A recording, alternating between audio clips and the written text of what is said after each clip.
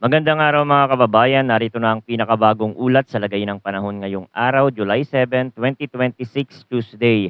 Posibleng mamayang gabi na pumasok sa PAR si Super Typhoon Bavi. Napapanatili pa din ito ang napakalakas na kondisyon at posibleng mas lumakas pa habang binabaybay ang karagatang Pasipiko. Alamin natin ang pagbabago sa track at intensity nito. Para naman lagi kang updated sa lagay ng panahon, i-click mo lang ang subscribe button. Sa kasalukuyan, ang easterlies ang pangunahing weather system na nakakaapekto sa silangang bahagi ng northern at central Luzon, habang ang Super Typhoon Bavi ay patuloy ng binabantayan sa labas ng Philippine Area of Responsibility. Bagamat may kalayuan pa ang sentro ng bagyong ito, mahalaga na itong tutukan dahil sa tindi ng lakas nito at sa posibleng indirect effect na maaari nitong dalahin sa bansa sa mga susunod na araw, lalo na sa Hilaga, Silangan at maging sa kanlurang bahagi ng Pilipinas dahil sa posibleng pagpapalakas nito sa habagat. Ngayong umaga, ang Super Typhoon Bavi ay tinatayang nasa layong 2,010 kilometers silangan ng Central Luzon. Ang maximum sustained winds nito ay nasa 195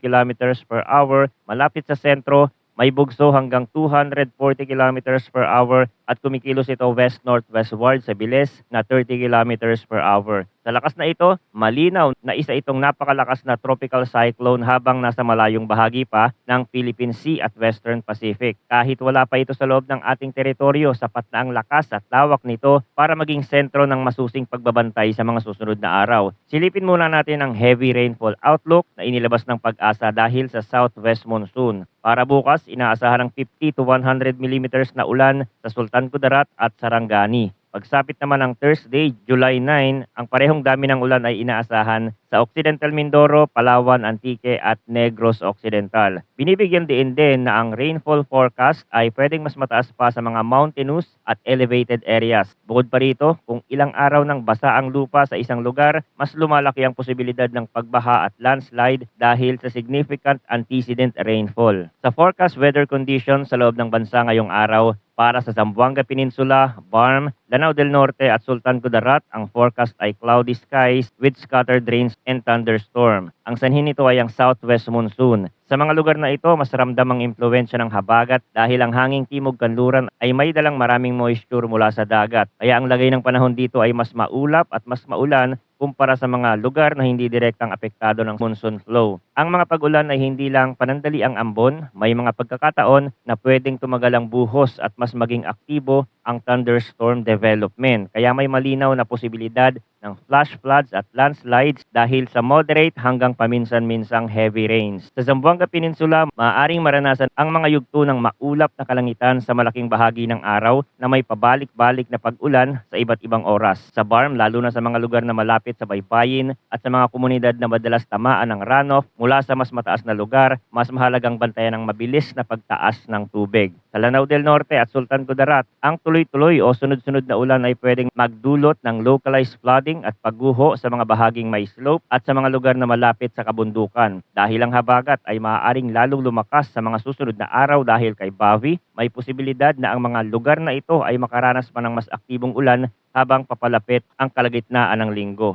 Para naman sa Cagayan Valley at Aurora, ang forecast ay partly cloudy to cloudy skies na may isolated rain showers or thunderstorm. Ang sanhi nito ay ang easterlies. Sa mga rehiyong ito, ang hangin mula sa silangan ng may dalang moisture kaya mas madaling mabuo ang ulap at thunderstorm lalo na sa mga oras na umiinit ang panahon. Hindi ito nangangahulugan ng malawakang tuloy-tuloy na ulan sa buong rehiyon, pero may mga lugar na pwedeng makaranas ng biglaang malalakas na buhos sa maikling panahon. Ang posibleng epekto sa Cagayan Valley at Aurora ay flash floods at landslides during severe thunderstorm. Para sa Metro Manila at sa nalalabing bahagi ng bansa, ang forecast ay partly cloudy to cloudy skies na may isolated rain showers or thunderstorm dahil sa localized thunderstorm. Dito, ang pag-ulan ay mas nakadepende sa local heat at humidity kesa sa direktang impluensya ng isang malaking weather system sa kasalukuyang araw. Pwedeng may mga oras na bahagyang maaliwalas ang panahon, pero habang tumatagal at umiinit ang paligid, mas dumadami ang ulap at may mga lugar na biglang makakaranas ng malakas na ulan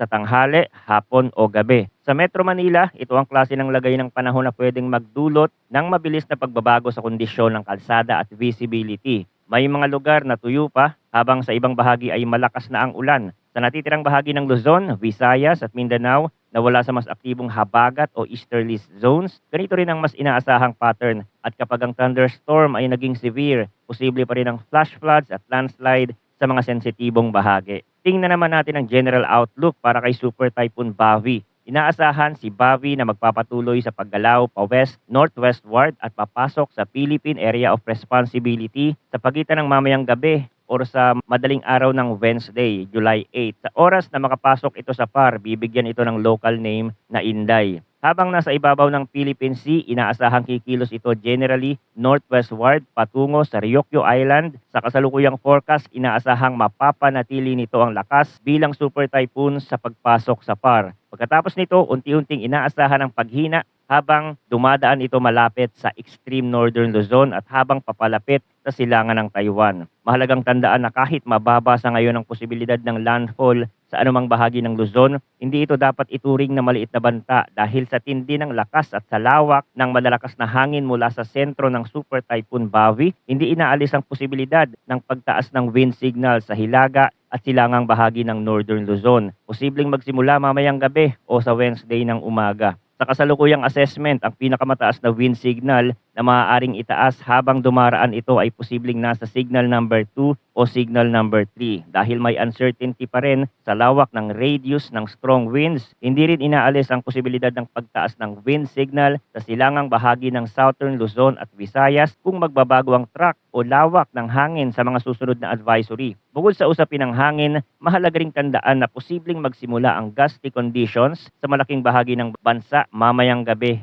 or sa Wednesday dahil sa habagat na mapapalakas ng bagyo. Ito ang isa sa mga pinakamahalagang indirect effect na kailangan bantayan. May mga pagkakataon na kahit ang isang malakas na bagyo ay hindi direktang tumatama sa kalupaan ng Pilipinas, ang lawak at posisyon nito ay sapat para higupin ang southwest monsoon at magdala ng mas malawak na ulan sa mga kanlurang bahagi ng bansa. Kaya sa kaso ni Bavi, hindi lang ang mismong ruta nito ang dapat pagtuunan ng pansin, kundi pati ang pagpapalakas nito sa habagat at ang epekto nito sa mga lugar na malayo man sa sentro ay pwedeng makaranas ng malalakas na pag-ulan. Ngayon, tingnan din natin ang latest tropical cyclone threat potential na inilabas kahapon ng Pag-asa. Para sa week 1, mula July 6 hanggang July 12, si TC Bavi ay present sa eastern portion ng TICAD region. Ipinapakita ng forecast na papasok ito sa PAR, tatawaging Inday at kikilos patungo sa Taiwan at Eastern China area. Bukod dito, may isa pang TC-like vortex o TCLV1 na forecast na lilitaw sa eastern boundary ng PMD na may low likelihood of tropical cyclone development sa week 1. Ibig sabihin, bukod kay Bavi na siyang pangunahing sistemang binabantayan ngayon, may isa pang posibleng development sa mas malayong silangan na hindi pa gaanong mataas ang tsansa pero patuloy pa ring minomonitor. Pagdating naman sa week 2, mula July 13 hanggang July 19, ipinapakita ng forecast na ang TCLV1 ay papasok sa PAR na may low probability of tropical cyclone development. Bukod dito, may TCLV2 na posibleng mabuo sa western boundary ng PAR na may low likelihood of TC formation sa week 2. Sa madaling sabi, kahit si Bavi ang mas agarang pangunahing concern sa kasalukuyan, nananatiling aktibo ang tropical environment sa paligid ng bansa at may iba pang mga posibleng sistemang kailangang bantayan sa mas mahabang tanaw. Manatiling nakatutok sa mga susunod na updates tungkol sa bagyo dito sa ating channel. Maraming salamat sa inyong panonood at mag-ingat po tayong lahat.